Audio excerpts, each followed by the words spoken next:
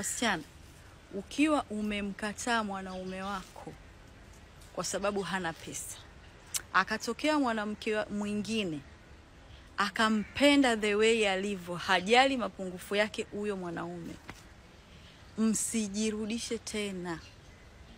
Msijirudishe, kwa sababu ulimnyanyasa, ulimkejeli, ulimuona hafai. Kuna mwanamke mwingine akamnyanyua, akamuokota, akamsafisha, akamuona kama lulu. Kwa hiyo jamani, tujifunze kuvumilia tulionao, no matter what. Usimdharau mtu usiyemjua na ujue kesho yake atakuwa nani. Kwa hiyo tabia ya kutaka kujirudisha kwa wanaume ambao mlishawakataa, mkome. Kwa sababu pindi ulivyokuwa naye ukujua thamani yake. Kapata mwanamke anajua thamani yake, leo hii wewe eti ndo unajileta. Baby, I miss you, usijui nini, ai nini. No. Msifanye hivyo jamani wanawake, msifanye hivyo. Na sio kwa wanawake tu, hata kwa wanaume.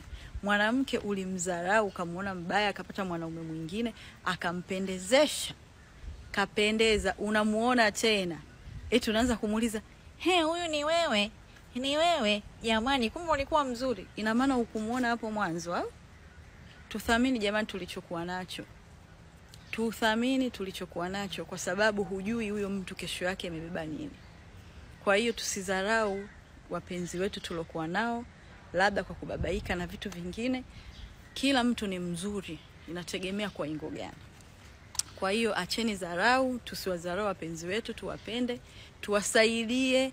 Sio kusaidia tu kifedha, kusaidie pia kwa mawazo. Mwanamke naamini ukitaka kumjenga mwanaume wako unamjenga vile alivyo. Kwa hiyo jamani, acheni kujirudisha sehemu ambayo mliinyea. Na hii tabia ni wengi sana, watu wengi sana wanayo. Yaani wana tabia ya kudharau watu wao sasa hivi, wakishaona na watu wengine tu ndio wanaona wazuri. Mimi kwangu nitakuzingua. Huko cheza unapochezaga.